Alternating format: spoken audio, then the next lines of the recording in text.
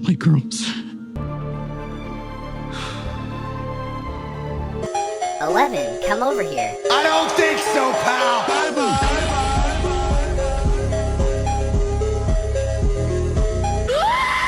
We're all gonna die! A few moments later.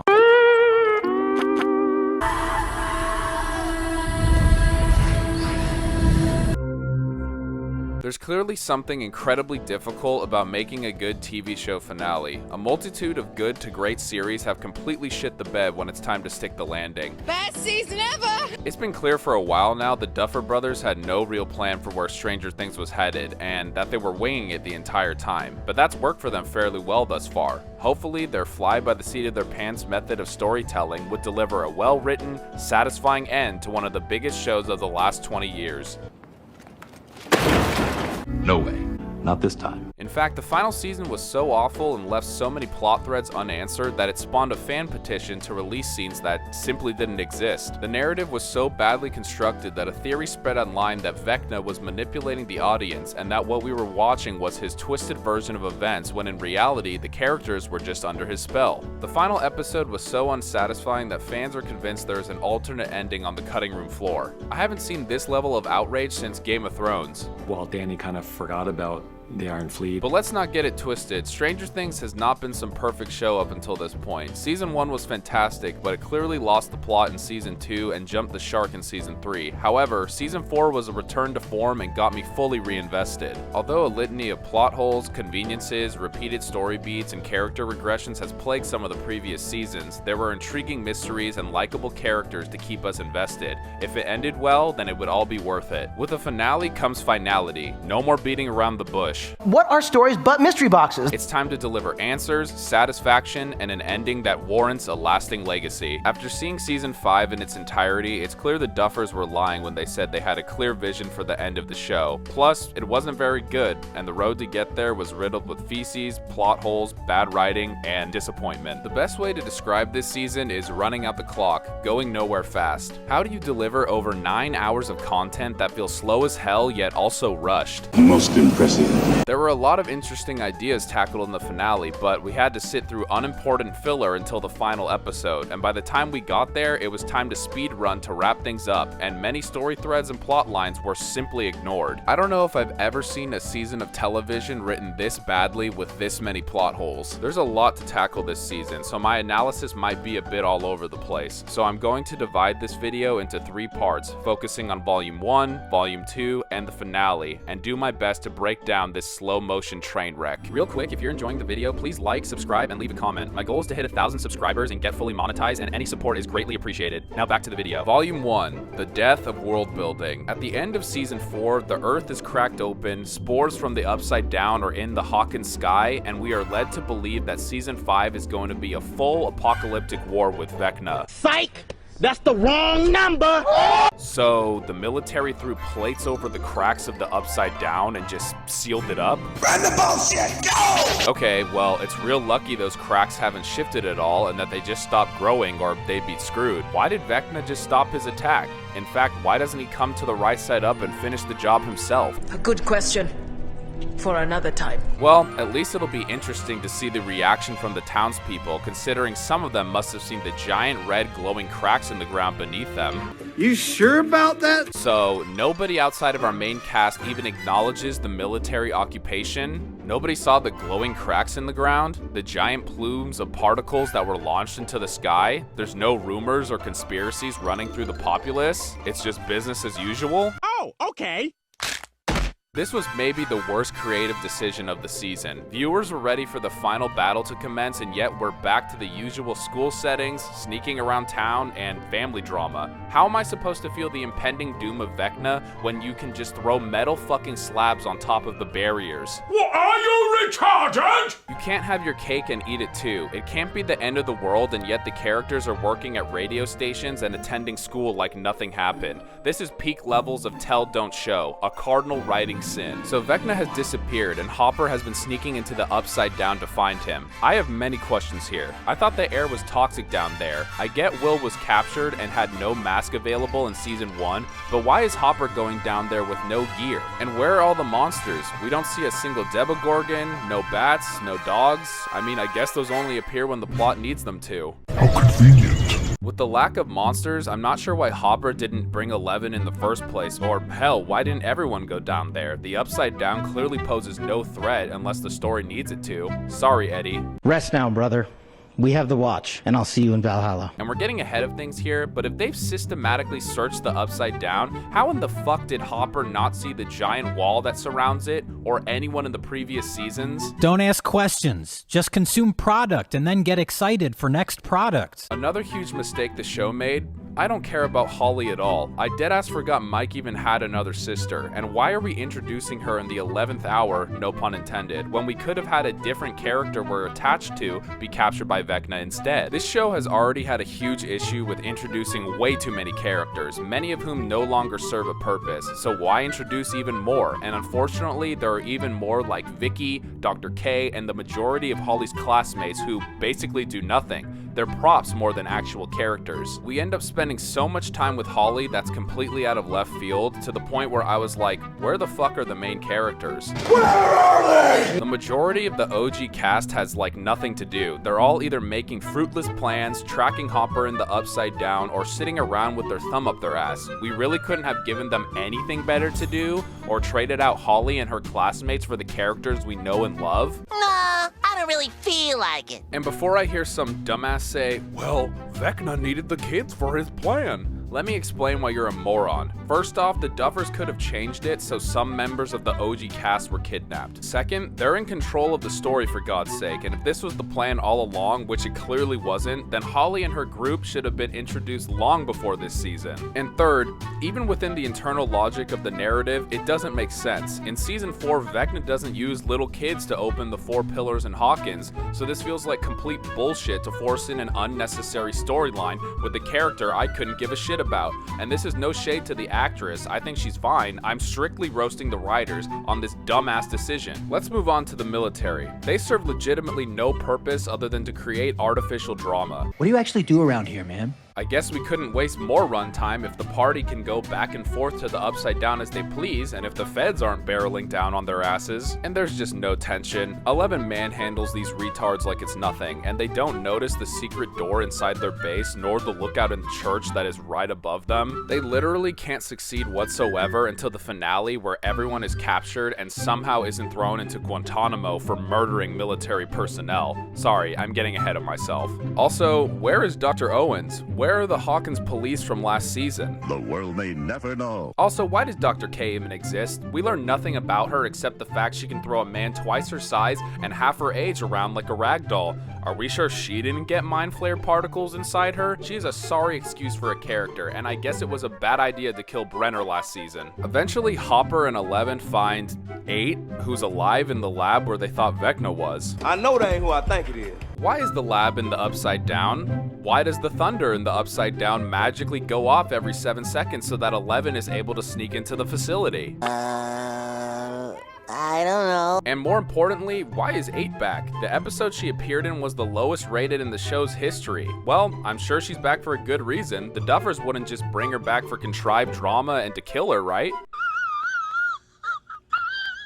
Well, at least we had more time for Will and Robin to talk about the big gay. Ooh, Jesus Christ. Now don't get it twisted, I'm not homophobic. I think Will should have come out seasons ago, and I have no problem with this. But it feels like the writers were embarrassed that it took them this long to finally acknowledge it, and that they needed to make up for that by putting emphasis on it in multiple scenes. And the problem with these scenes are as follows. 1, I never realized how much I hated Robin until now. She simply does not shut the fuck up. Her quirky, autistic ramblings were so annoying I almost skipped these scenes altogether. And she, like many other characters, serves virtually no purpose in this narrative other than to be the other gay character who mentors Will. Did I mention Will is Gay. The second problem, it's very hard for me to buy that Vecna is a threat and the stakes even matter when Will and Robin are more focused on him coming out than the literal end of the world. Number 3, we're spending what feels like an obscene amount of screen time on this when we could be focusing on other characters and giving them things to do. Now, I did like Will's power up and I thought it was well earned. Will has suffered a lot as a character and deserved a big win, but I just felt it was ridiculous that he had to come to terms with his sexuality to finally tap into his powers. I mean, in the flashback montage, Robin's voiceover was talking about letting go of his fear to feel free. You're telling me Will's ultimate moment of bravery wasn't surviving the season 1 kidnapping and the Mind Flayer's possession and continuing to soldier on? Only when he accepted himself as being gay was he able to break free of those mental bonds and unlock 11 powers? Also, why the fuck does Vecna even show up here other than to aura farm? Good thing for our heroes he decided not to kill everyone then and there. I was coping so hard after this, like, Vecna wouldn't have just let them live if it wasn't part of his plan. There's definitely a reason. How do we tell them? Maybe the most ridiculous moment of Volume 1 was Mrs. Wheeler's last stand against the Demogorgon. I thought the moment in itself was okay. It was a clear reference to Ripley's famous moment. Get away from her, you bitch! But the insane part is she gets her torso essentially torn to shreds, bleeds half a gallon of blood, and survives? Were you killed? Sadly, yes. But I lived. Also, why the hell did nobody check on Mr. Wheeler at all? Not even once. He basically does not exist until the ending of the season. Buddy gives up all his bacon at breakfast, houses an entire other family, and gets discarded like trash. Absolutely wild. It's an evil world we live in. Volume 2, plot conveniences galore. The majority of this volume is focused on Max and Holly, or at least that's what it feels like since most of the other characters still don't have much to do. Oh yeah, Max returned. I didn't mention it before because I wanted to avoid talking about this Holly storyline as long as I could. That's too damn bad! So Max has been trapped in Vecna's memories for 2 years. She tried finding a way out but became lost in his mind, and even when she heard the Kate Bush song again, Vecna caught up and she hid in a cave that Henry refused to enter. How convenient is that? Wow. Well, I'm here to say Max simply didn't try hard enough to escape. As Holly shows, all she needed to do was pull out a broken looking glass, coincidentally line up the crack that just happens to be the same shape as the outline of the cave they were in, walk in the general direction of said cave, and through the power of bad writing discover a pit that just so happens to be hidden right in that general vicinity that turns out to be exactly where they need to go to escape. It's a joke. It's all a joke. They literally pulled a Rise of Skywalker, and like that dog shit film, this is unironically one of the most blatant plot conveniences I've ever seen. At no point in your rambling, incoherent response were you even close to anything that could be considered a rational thought. Everyone in this room is now dumber for having listened to it. They stumble onto the memory that Vecna simply cannot bear to face. We see Henry as a kid who has discovered an injured man with a briefcase. He yells at Henry to get back while the poor kid's just trying to help him. He shoots Henry in the hand, which makes him freak out and bash dude's face in with a rock. Right when we're about to see what's inside the briefcase, Max is like, "Come on, Holly, that part of the plot isn't supposed to be revealed yet, and we don't see what's inside." This raises so many questions. Who was the man? What was in the briefcase? Why did he have it? Why was this so traumatic that Henry wouldn't venture inside the cave? Surely all of these elements will be thoroughly addressed later, right? Wrong, sir. Wrong! So the portals eventually open, Max is about to return to her body in the hospital, and Holly will wake up in Vecna's lair. She can't escape with Max since her body is being held captive in the abyss with the other kids. And instead of escaping as quickly as she can, Max decides to start a podcast with Holly called Words of Encouragement. Let's go! Move, buddy! Move!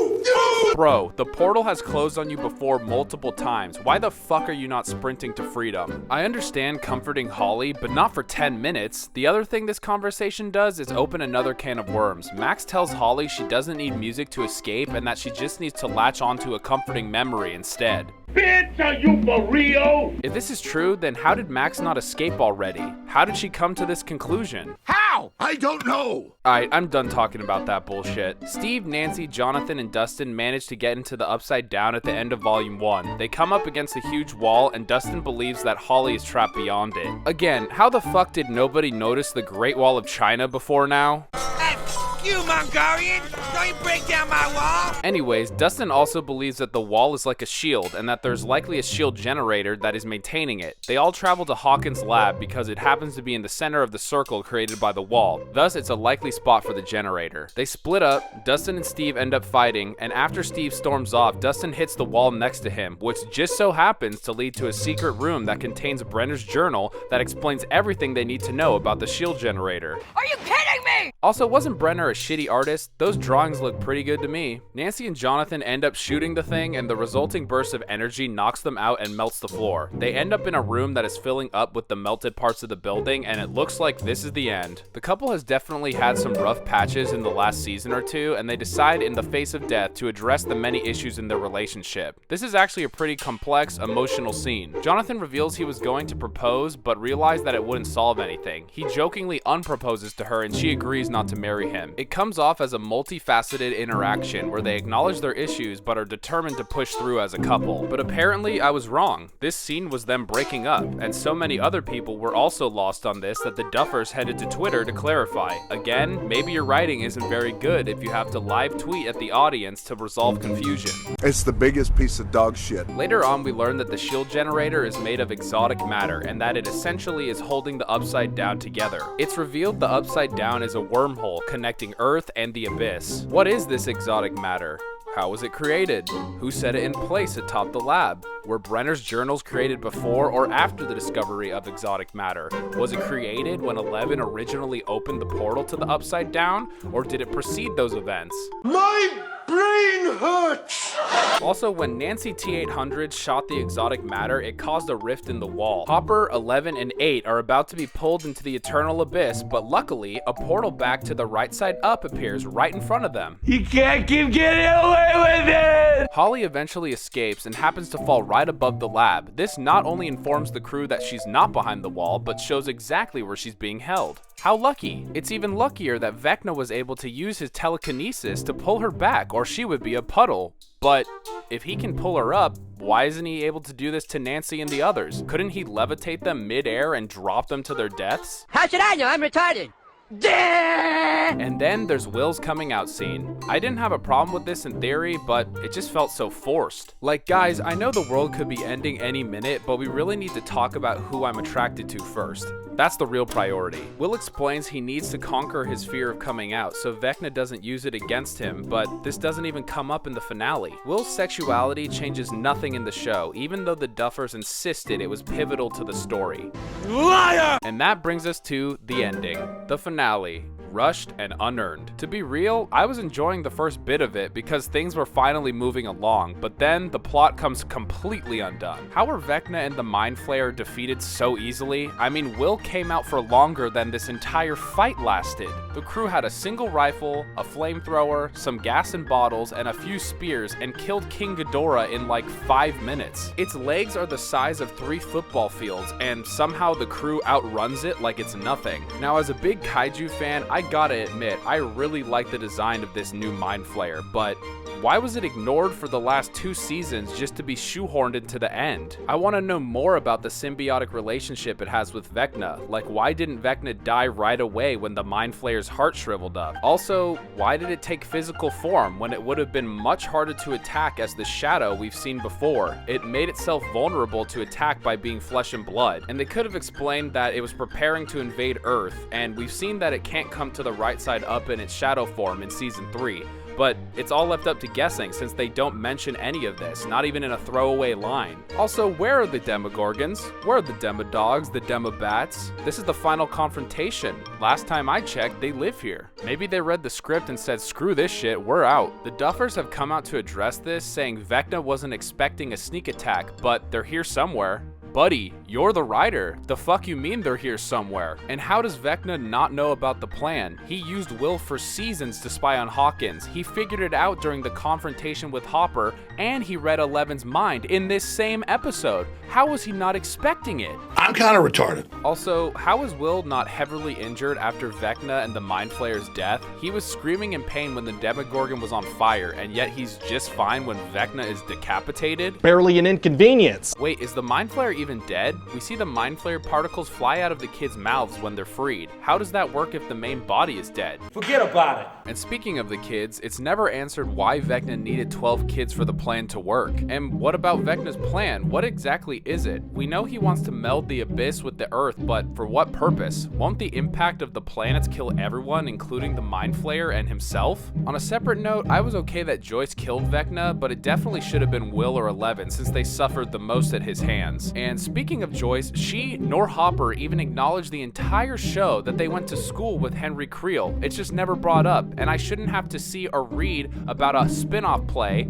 to know what the fuck is going on. What happened to Henry Creel's origin reveal? Why is the guy with the briefcase injured in the cavern? How did Henry find him? Why does he have the briefcase with the MacGuffin rock? What is the rock and how was it found? How does it connect to the mind flayer? How is it connected to the mind flayer if this flashback takes place before 11 even opened the portal to the Upside Down in the first place?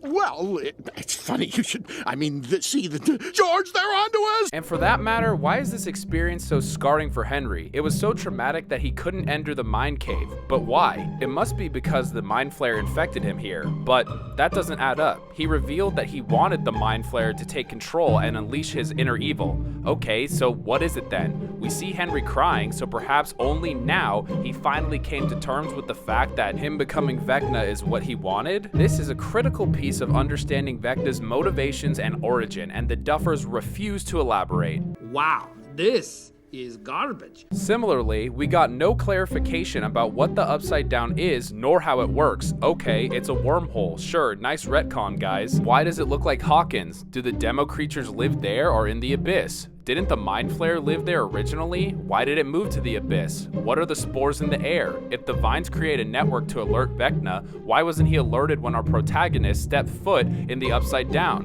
Why didn't he attack them there? What the fuck is this?